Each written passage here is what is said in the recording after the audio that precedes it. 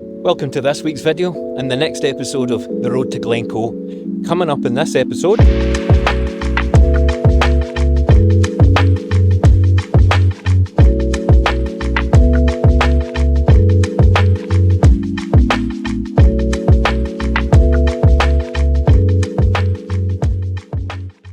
as always, the journey starts with the drive up the A82.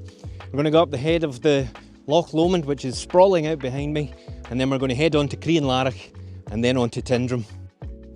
Let's go.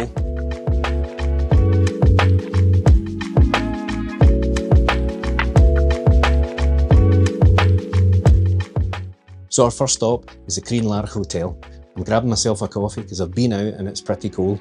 Fortunately, the sun's starting to come out a little bit and it's getting a bit more reasonable. So why Crianlarich? What is important about Crianlarich? Within a radius of 100 miles of this place, almost every road sign has the name Crianlarich on it. And as a young boy, I often wondered why that would be. Would it be a big, massive city? But with a population of only a couple of hundred, it makes no sense as to why it's on almost every sign.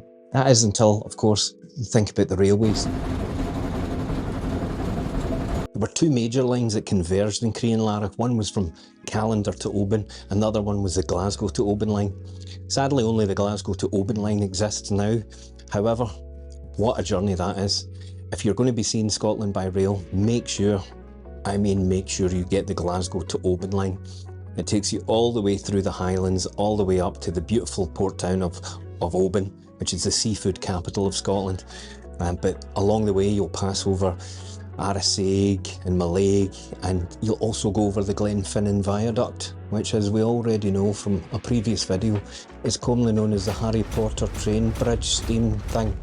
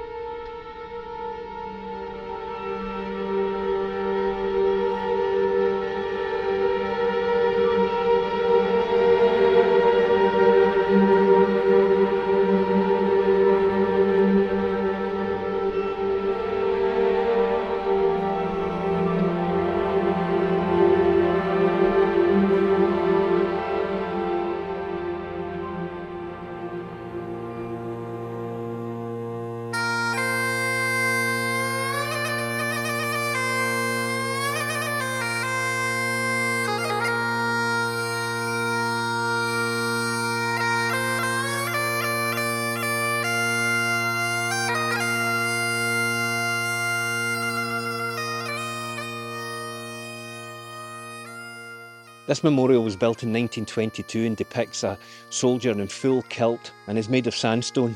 The model for this was John Stuart Boyle of Forfar, and some of his descendants and family still live in the village today. It really is quite stunning. The war memorial here in Crianlarich is thought to be by Alexander Carrick, who also had a hand in the development of Eilean Castle and St Conan's Kirk near Loch Awe. Now there are two places we're going to visit in a future video, and I cannot wait for the one about Eilean. That's going to be stunning.